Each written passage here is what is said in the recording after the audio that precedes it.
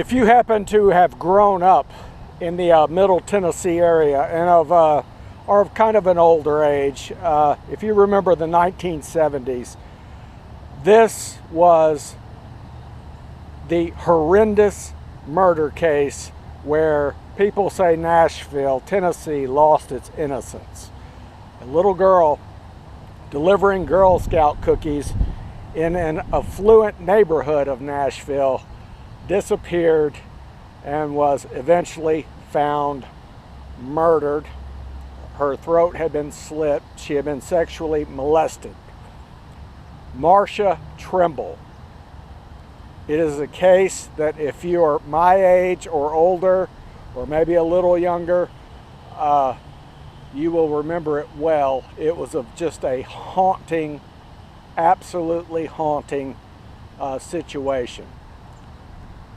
And the thing is, the perpetrator was not caught until I think 2014. This is the grave of little Marcia Trimble, who was 10 years old, or 9 years old at the time. I believe I was 7 or 8. And it terrified the community. It was a horrible, horrible situation.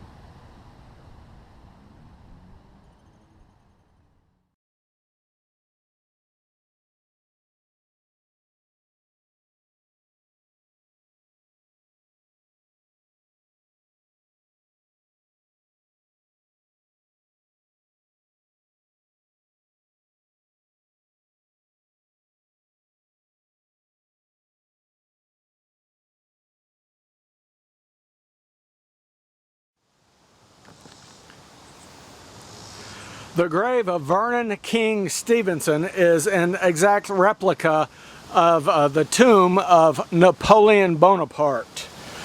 Yes, this man did have an ego. He was a railroad magnate.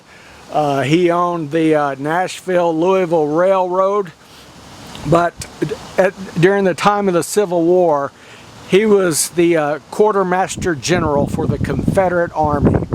Now, after the fall of Fort Donelson in early 1862, the Federals were coming down the Cumberland River with their gunboats, and there wasn't a thing to stop them.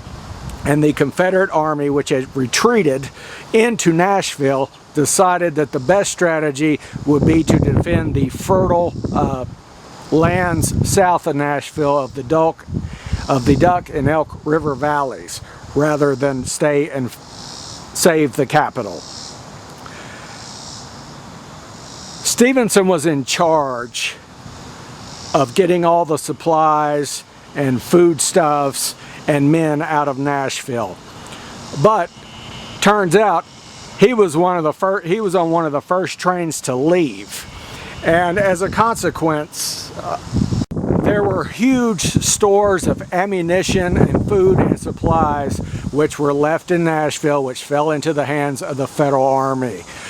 Needless to say, there were a lot of Confederate supporters in Nashville, Middle Tennessee, and the entire South who saw him as something of a coward and a traitor after that. And to this very day, the sons of Confederate veterans who decorate all the graves of the old Confederate soldiers in this cemetery will not plant one on this grave. It's amazing.